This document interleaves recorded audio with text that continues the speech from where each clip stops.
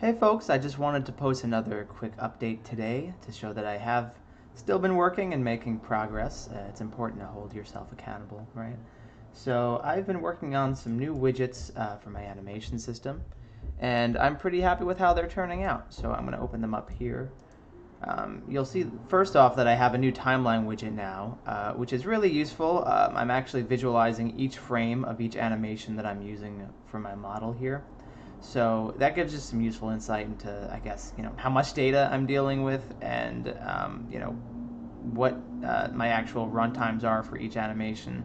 There's just a lot of nice ways to slice animations once you start looking at them, in sort of a chronological view like I have here.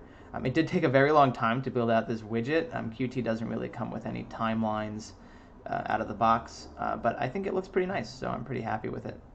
So yeah, you can highlight animations and pan and see how long they run.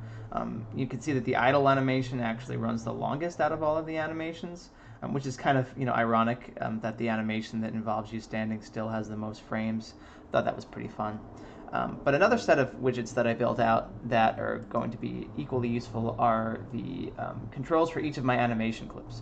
So in my framework, an animation clip pretty much just wraps up an animation and lets you control things like playback speed, delay, those sorts of things.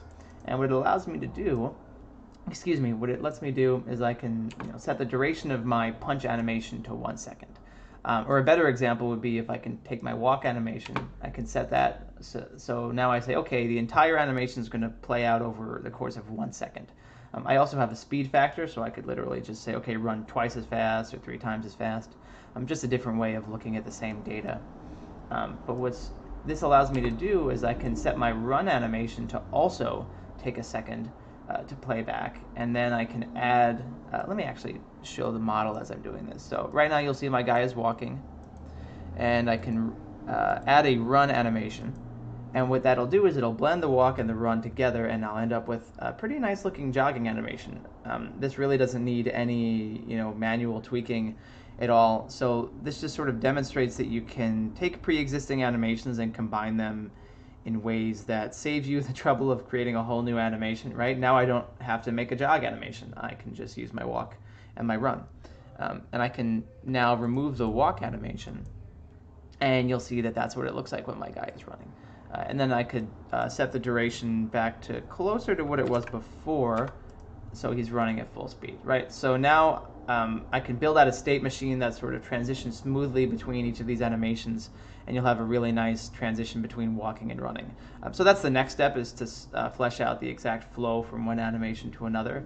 But this has been really useful to help proof out my concepts and demonstrate that, yes, animations are blending correctly and that they are going to blend in such a way that I can actually use them in a useful way during playback.